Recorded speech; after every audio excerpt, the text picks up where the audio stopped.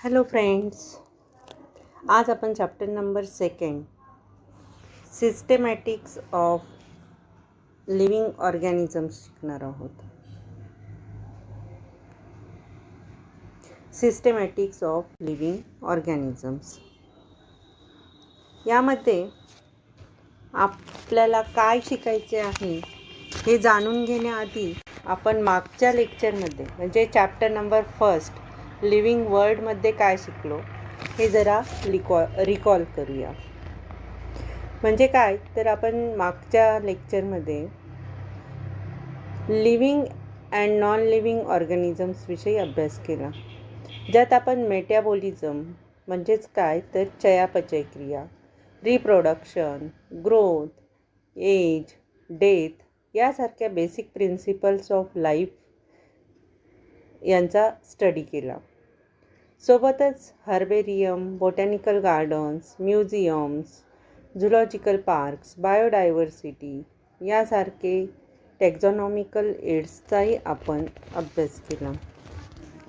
त्यापैकी आता second chapter म्हणजे सिस्टेमॅटिक्स ऑफ लिव्हिंग ऑर्गॅनिझम्स यामध्ये आपण टॅक्झॉनॉमी म्हणजे वर्गीकरणशास्त्र याविषयी आपण अभ्यास करणार आहोत. सगळ्यात आधी आपण ऑर्गॅनिझम म्हणजे काय हे बघूया. तर ऑर्गॅनिझम म्हणजे नेमके काय?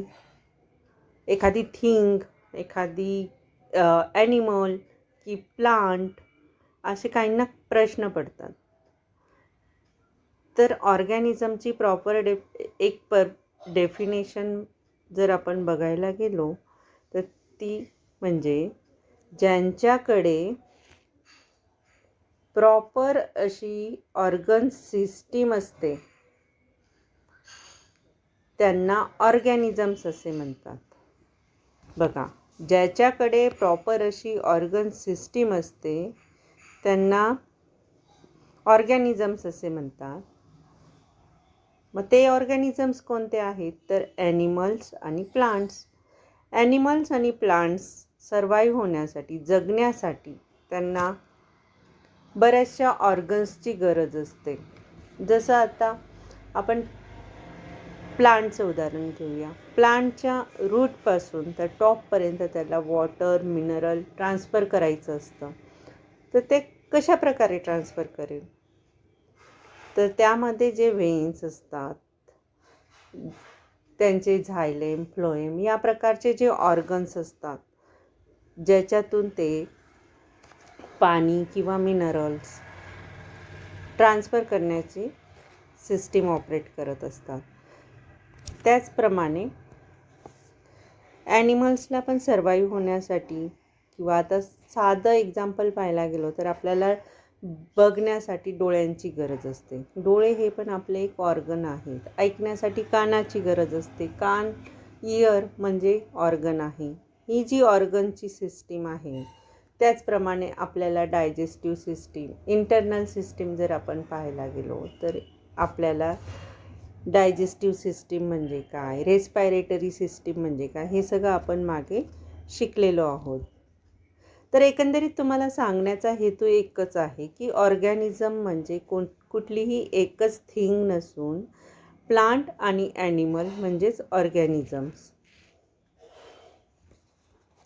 तर आता आपण यामध्ये पुढचा पॉईंट बघूया, सिस्टेमॅटिक्स.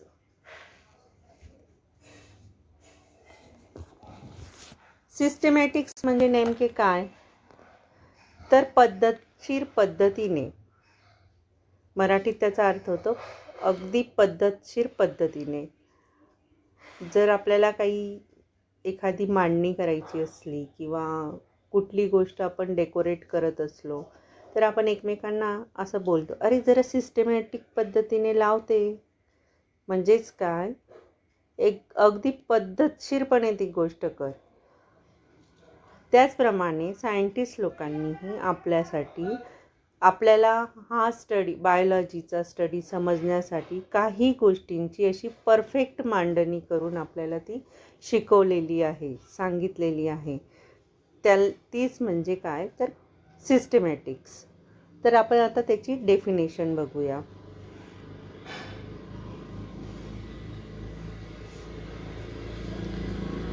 Systematics is the study of kinds and diversity of organisms and their comparative and evolutionary relationship.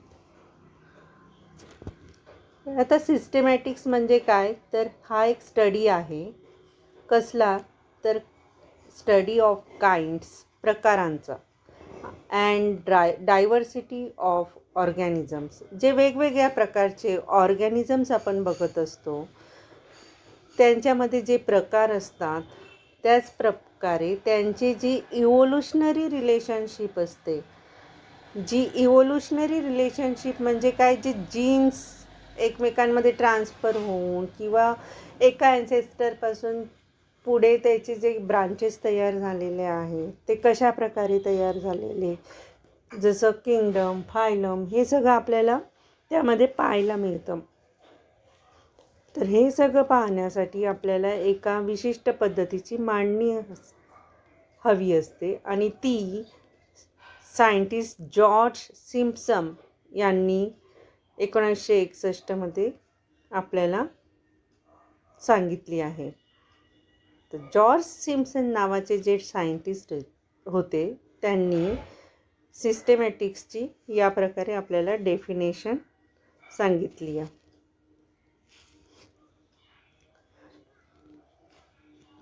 परत एकदा आपण ती डेफिनेशन रिपीट करूया. Systematics is the study of kinds and diversity of organisms and their comparative and evolutionary relationship. एक गोष्ट लक्षात ठेवा की आपण हा जो लेसन लर्न करतोय किंवा शिकतोय यामध्ये आपल्याला डेफिनेशन आणि ती सिस्टीम कोणी शोधून काढली, त्या सायंटिस्टचं नाव, हे आपल्याला चांगल्या प्रकारे लक्षात ठेवायचं आहे. हेच महत्त्वाचे पॉईंट आपल्याला या लेसनमध्ये शिकायचे आहेत. म्हणून सायंटिस्टचं नाव लक्षात ठेवताना त्याचं स्पेलिंगही आपण चांगल्या प्रकारे लक्षात ठेवायचं आहे. स्पेलिंग मिस्टेक करायची नाही. सिस्टमॅटिक्स is the branch of biology. आता पुढचं पॉईंट बघूया, टॅक्झॉनॉमी. तर टॅक्झॉनॉमी काय म्हणजे काय तर मागच्या लेसनमध्ये तुम्ही टॅक्झॉनॉमी म्हणजे काय हे शिकलात. टॅक्झॉनॉमी म्हणजे वर्गीकरण शास्त्र, ज्यामध्ये आपण एक सिंपल अशी डेफिनेशन शिकलो होतो. Taxonomy is the science dealing with identification, naming and classification. काय शिकलो होतो आपण तर त्यामध्ये आयडेंटिफिकेशन, नेमिंग, आयडेंटिफिकेशन केलं जातं, नेमिंग केलं जातं आणि क्लासिफिकेशन केलं जातं. तर टॅक्झॉनॉमी हा जो वर्ड आहे हा कशा प्रकारे तयार झाला आहे. Taxonomy means classification following certain rules or principles. Word taxonomy comes from 2 Greek words. 2 Greek वर्ड्सपासून टॅक्झॉनॉमी हा शब्द तयार झालेला आहे.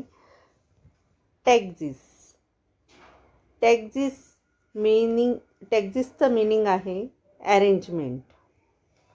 टॅक्झिसचं मीनिंग आहे अरेंजमेंट आणि नॉमसचं मीनिंग आहे लॉ ऑर रूल. नॉमसचं मीनिंग आहे लॉ ऑर रूल. तर टॅक्झॉनॉमी म्हणजे काय तर वर्गीकरण शास्त्र आणि आपण ते वर्गीकरण करताना काही रूल्सही फॉलो करत असतो. म्हणजे ज्या रूल्सच्या आधारावर ज्या प्रिन्सिपल्सच्या आधारावर ते एका क्लासमध्ये आपण ॲनिमल्स किंवा प्लांट्स यांना साईडला करत असतो. आता पुढचा पॉईंट आपण शिकणार आहोत ते म्हणजे क्लासिफिकेशन.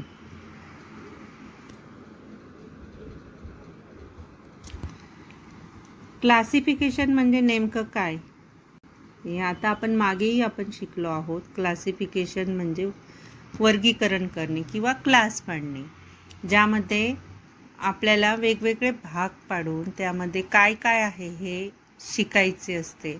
किंवा एक्झाम्पल बघायला गेलो तर आपलं ए डिव्हिजन, बी डिव्हिजन हे ज्या आहेत आता आपल्या कॉलेजमध्ये, तर 11वीच्या ए डिव्हिजनमध्ये कोणत्या स्टुडंट आहेत आणि बी डिव्हिजनमध्ये कोणत्या स्टुडंट आहे हे आपण ज्यावेळी ए डिव्हिजनची लिस्ट बघणार तर आपल्याला लगेच लक्षात येईल की ही स्टुडंट ए डिव्हिजनमधली आहे, ही स्टुडंट बी डिव्हिजनमधली आहे.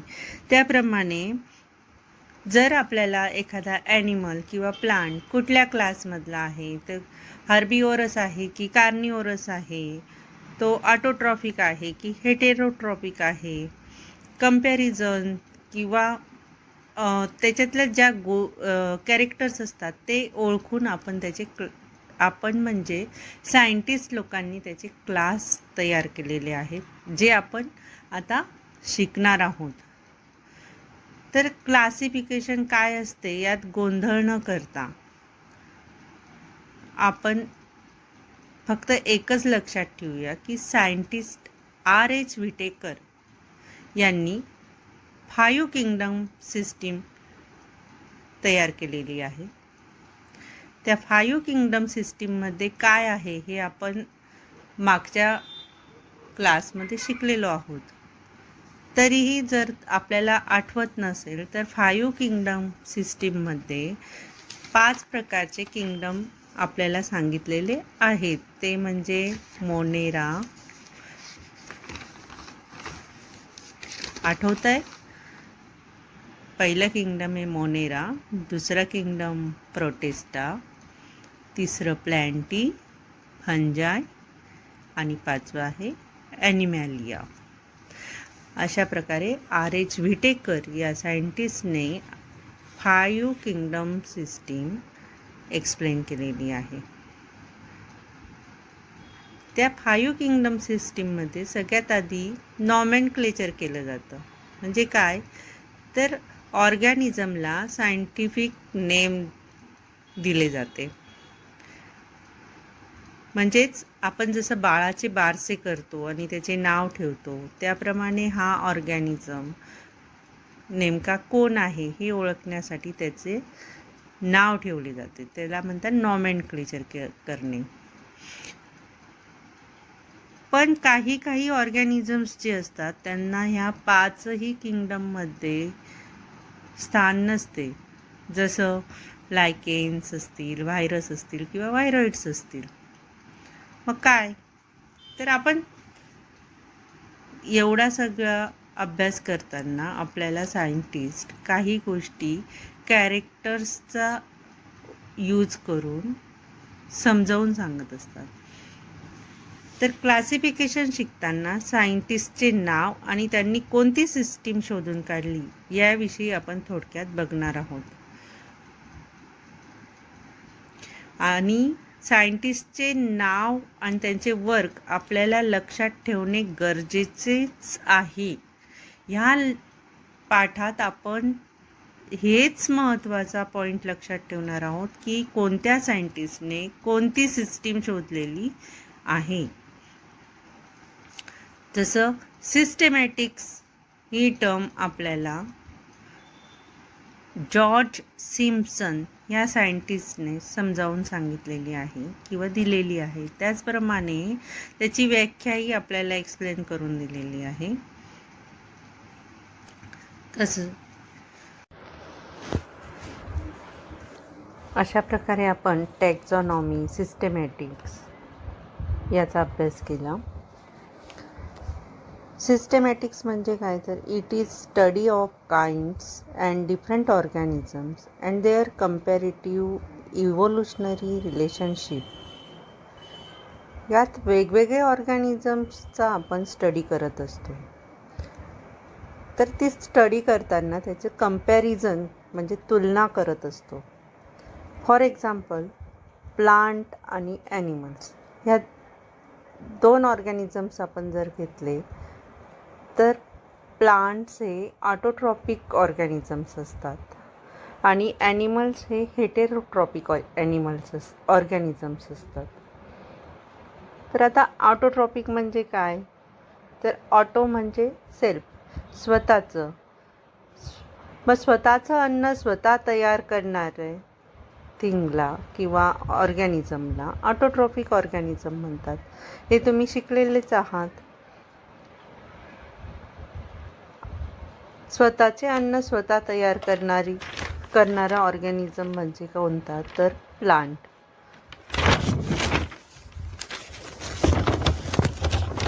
हे एकच कॅरेक्टर आपण ऑटोट्रॉपिक ऑर्गॅनिझम्स असं बोलताच आपल्याला लगेच लक्षात येतं.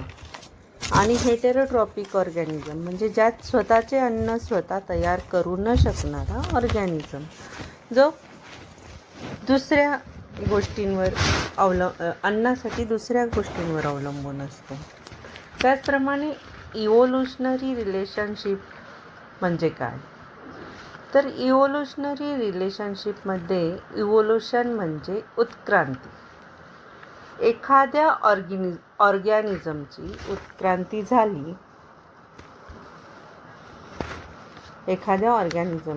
उत्क्रांती झाली तर ती कोणापासून होते? ॲन्सिस्टरपासून. ॲन्सिस्टर म्हणजे काय? तर पूर्वज. आता तुम्हाला ही गोष्ट तर माहीत असेलच की आपले पूर्वज कोण होते? आपले म्हणजे मानवाचे. तर मॅनचे पूर्वज माकड होते. प्रत्येक ऑर्गॅनिझमचे कॉमन ॲन्सिस्टरपासून ऑर्गॅनिझम्सची उत्पत्ती होत असते, उत्क्रांती होत असते. इव्होल्युशनविषयी आपल्याला जर कोणी सांगितलं असेल तर सगळ्यात पहिले सायंटिस्ट म्हणजे डार्विन. डार्विनचा सिद्धांत ऐकलेले तुम्ही? Darwin's theory of evolution of organisms. आपल्याला प्रत्येक ऑर्गॅनिझमचे कॉमन ॲन्सिस्टर असतात आणि त्यापासून ते वेगवेगळे कसे असतात, एखादा ॲनिमल किंवा ऑर्गॅनिझम कसा इव्हॉल्व झालेला आहे, हे आपण त्याच्या इव्होल्युशनरी रिलेशनशिपद्वारे स्टडी करत असतो. आणि हा स्टडी आपल्याला सगळ्यात आधी डार्विन नावाच्या सायंटिस्टने आपल्याला तो सांगितला.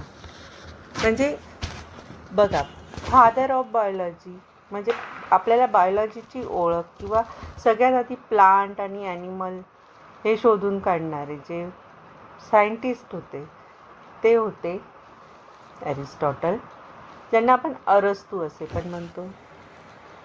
त्याचप्रमाणे ही इव्होल्युशनरी रिलेशनशिप म्हणजे मानवाची उत्पत्ती कुठून झाली, ॲनिमलची कुठून झाली, म्हणजे ॲन्सिस्टरपासून जी उत्पत्ती होत असते, पूर्वज जे असतात त्यांच्यापासून जीन्स जसे पुढच्या पिढीमध्ये डेव्हलप होत असतात आणि नवीन पिढी तयार होत असते, या सगळ्या सिस्टीमचा स्टडी डार्विन नावाच्या सायंटिस्टने केला आणि ते आपल्याला बायोलॉजीमध्ये शिकायला मिळालं.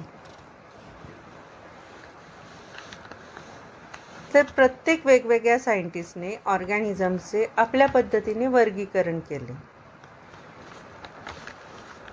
जसं आता ॲरिस्टॉटल यांचं उदाहरण दिलं की त्यांनी सगळ्यात आधी प्लांटचा स्टडी केला किंवा ॲनिमलचा. तर आपण scientist Aristotle, father of biology, यांनी आधी झाडांचे वर्गीकरण केले.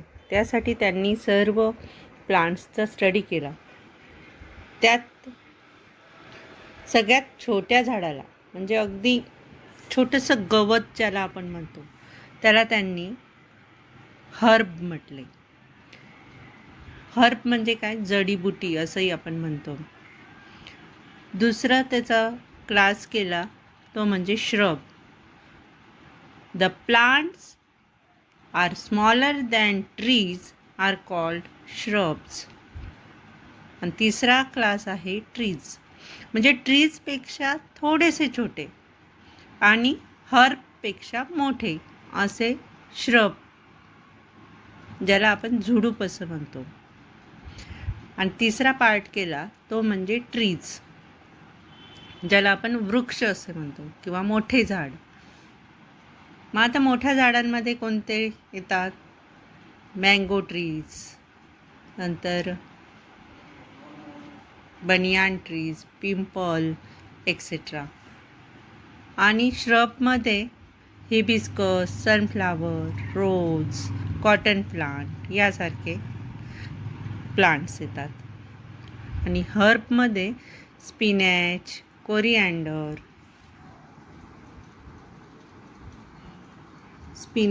कोरिअँडर यासारखे प्लांट्स आपल्याला पाहायला मिळतात.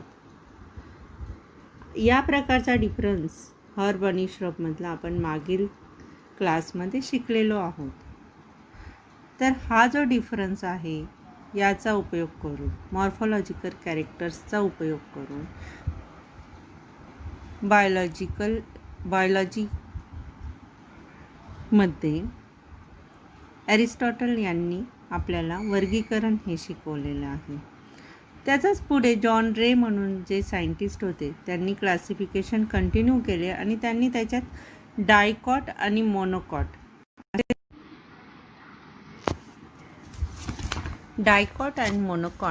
असे seed related classification John Ray यांनी आपल्याला एक्सप्लेन केले. This classification is based on similarities and dissimilarities among the organisms.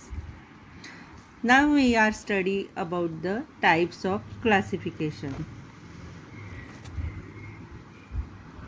See here, types of classification.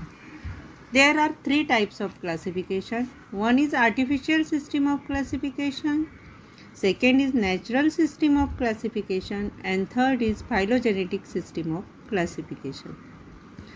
First system is artificial system of classification.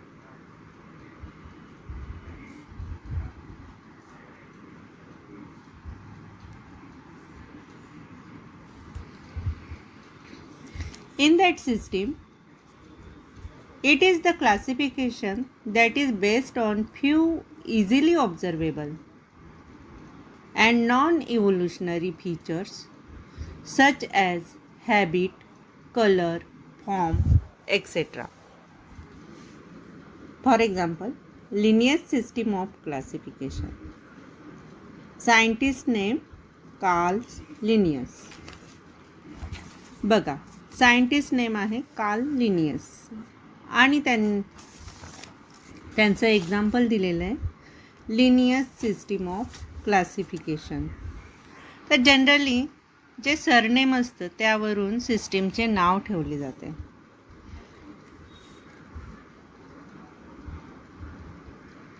आपल्याला सिंपल MCQ विचारला जातो तो म्हणजे artificial system of classification is given by, मग त्यावेळी आपल्याला तिथं सायंटिस्टचे नाव लिहायचे असते.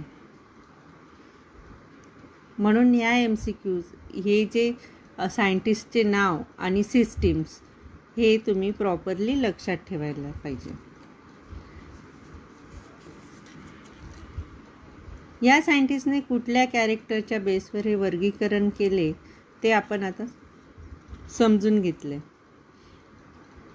जनरली एक्सटर्नल मॉर्फॉलॉजीचा अभ्यास क्लासिफिकेशनमध्ये केला जातो. एक्सटर्नल मॉर्फॉलॉजी म्हणजे काय? म्हणजेच ॲनॅटॉमी, म्हणजे एक्सटर्नल स्ट्रक्चर, जे आपण पहिल्या लेक्चरमध्येही इंट्रोडक्शनमध्ये शिकलेलो आहोत.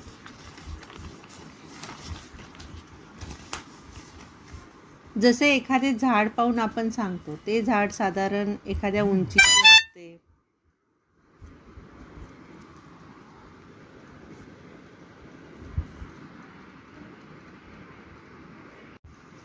जसे एखादे झाड पाहून आपण सांगतो ते झाड साधारण एवढ्या उंचीचे असते, त्याला या प्रकारची फळे येतात, या रंगाची फुले येतात, त्यांच्या पानांचा आकार असा असतो वगैरे. प्रत्येक प्लांट्सच्या स्ट्रक्चरमध्ये थोडा थोडा डिफरन्स असतो. या सायंटिस्टने हे उघड्या डोळ्याने, म्हणजे काय तर इझिली ऑब्झर्वेबल, म्हणजे आपल्याला लगेच डोळ्यांना जे दिसतं त्या बेसवर क्लासिफिकेशन केलं. हा पहिला पॉईंट त्याच्यात आला. त्यानंतर दुसरा पॉईंट आला आहे non evolutionary features such as habit, colour, form, म्हणजे त्या पानाचा आकार कसा आहे, त्या पानाचा कलर कसा आहे, ते झाड किती उंचीचे आहे, हे सगळे जे आपण पाहतो त्या बेसिसवर या क्लासिफिकेशन, या आर्टिफिशियल क्लासिफिकेशनमध्ये क्लास पाडले जातात किंवा या बेसवरच क्लासिफिकेशन केले जाते. आर्टिफिशियल सिस्टीम ऑफ क्लासिफिकेशनमध्ये मेनली सायंटिस्टचे नाव लक्षात ठेवा, कशाच्या बेसवर क्लासिफिकेशन केले जाते ते लक्षात ठेवा, म्हणजेच ऑब्झर्वेबल म्हणजे मॉर्फॉलॉजिकल कॅरेक्टर्स, व्हेजिटेटिव्ह पार्ट्स, आणि तिसरा पॉईंट म्हणजे रिप्रोडक्टिव्ह पार्ट, म्हणजे स्पेसिफिकली अँड्रोशियम पार्ट घेतलेला आहे. एका फ्लॉवरमध्ये एक स्टॅमेन आहे की 2 स्टॅमेन आहे की 3 स्टॅमेन आहे, तसे सायंटिस्टने स्टडी केला आणि त्या प्रकारे त्या प्रकारचा अभ्यास करून त्यांनी एक्सटर्नल मॉर्फॉलॉजीच्या बेसवर हे 24 प्रकारचे क्लास या क्लासिफिकेशनमध्ये त्यांनी तयार केलेले आहे, जे इन डिटेल आपल्याला विचारले जात नाहीत. पण मॉर्फॉलॉजिकल डिसॲडव्हान्टेज असा असतो की त्यामध्ये इन्व्हायरमेंट फॅक्टर्स एफेक्ट करत असतात. जसं पाणी, न्यूट्रिशन कमी झाले तर एकच झाड असतं, पण ते वेगळ्या वेगळ्या प्रकारे आपल्याला पाहायला मिळतं. जसं आता आपण एखादे झाड आपल्या भागात, आपल्या रिजनमध्ये, महाराष्ट्रात लावलेलं आहे आणि तेच झाड आपण जर राजस्थानमध्ये लावलेलं असेल तर तिथल्या पाण्याच्या कमतरतेमुळे किंवा हवामानामुळे ते झाड वेगळ्या प्रकारे वाढते आणि आपल्याकडचे झाड वेगळ्या प्रकारे वाढते. एकच झाड, पण ते आपल्याला दिसताना वेगवेगळ्या प्रकारे दिसते, म्हणजेच त्याचे आपल्याला असं वाटतं याच झाडाचा दुसरा प्रकार तिथं वाढत आहे, पण ते असतं एकच झाड.